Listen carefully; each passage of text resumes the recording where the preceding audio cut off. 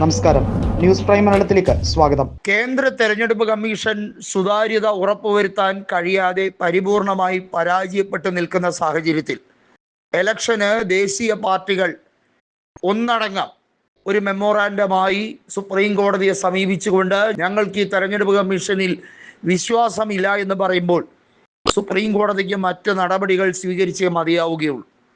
രാഷ്ട്രപതിയെ കണ്ട് ഏകപക്ഷീയമായി ഇത്തരത്തിലുള്ള തെരഞ്ഞെടുപ്പ് പ്രക്രിയകൾ അവസാനിപ്പിക്കണം.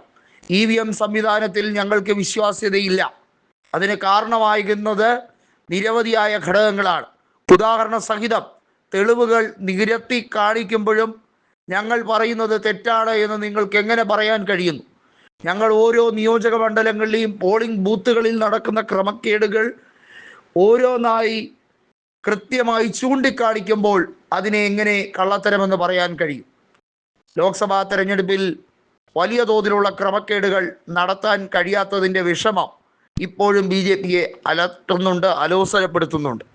അതിൻ്റെ കുറവ് ഹരിയാനയിലും മഹാരാഷ്ട്രയിലും അതുപോലെ തന്നെ ഏറ്റവും ഒടുവിൽ ഇപ്പോൾ ബീഹാറിലും സംസ്ഥാന തെരഞ്ഞെടുപ്പ് നടന്നപ്പോൾ അവിടെ വോട്ടർ പട്ടികയിൽ SIR നടപടി എന്ന രീതിയിൽ ജനങ്ങളെ വലിയ തോതിൽ ഉപദ്രവിച്ചും അവരെ ശ്വാസം മുട്ടിച്ചും അവിടെ അന്തിമ ജയം BJPക്കാണ് എന്ന് വരുത്തി തീർക്കാൻ ശ്രമിച്ചതാണ്.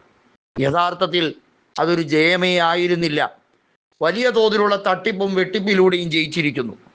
വിദേശ രാജ്യങ്ങൾ ഇത് കാണുമ്പോഴും കേൾക്കുമ്പോഴും നാണിച്ചിരിക്കുകയാണ്. കാരണം എത്രയോ ദാരിദ്ര്യ മേഖലകൾ ഉള്ള ഈ നമ്മുടെ രാജ്യത്ത് നമ്മൾക്ക് ചിന്തിക്കുന്നതിലും അധികമായി വലിയ തോതിലുള്ള വെട്ടിപ്പ് വോട്ടിങ്ങിൽ നടന്നിരിക്കുന്നു.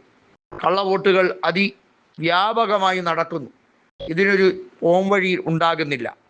അതുകൊണ്ടാണ് പേപ്പർ ബാലറ്റ് സംവിധാനത്തിലേക്ക് തിരികെ വരണം എന്ന് രാജ്യം ഒന്നടങ്കം ആവശ്യപ്പെടുന്നത്. പേപ്പർ ബാലറ്റ് സംവിധാനത്തിൽ വന്നാൽ നിരവധിയായ അസാധു വോട്ടുകൾ കാണുമായിരിക്കാം. പക്ഷേ അവിടെ പോള് ചെയ്ത വോട്ടുകൾ, മൊത്തം വോട്ടുകൾ എങ്ങനെയാണോ പോസ്റ്റൽ ബാലറ്റുകൾ എണ്ണി തിട്ടപ്പെടുത്തുന്നത്, അതെങ്ങനെയാണോ പൊട്ടിച്ച് ഓരോ പോസ്റ്റൽ വോട്ടുകളും എണ്ണുന്നത്, അതേ രീതിയിൽ തന്നെയായിരിക്കും പ്രധാനപ്പെട്ട പോളിംഗ് ബൂത്തുകളിലെ ഓരോ പെട്ടികളും എണ്ണുന്നത്.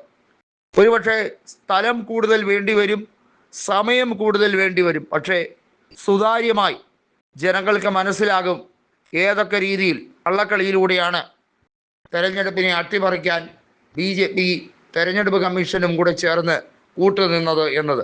പിന്നെ ജ്ഞാനേഷ് കുമാറിന് വലിയ റോൾ ഉണ്ടാകില്ല.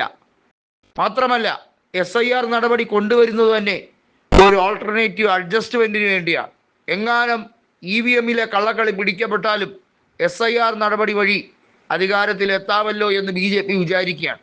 കാരണം BJPക്ക് സപ്പോർട്ടേഴ്സ് കുറച്ച് പേരുണ്ടല്ലോ.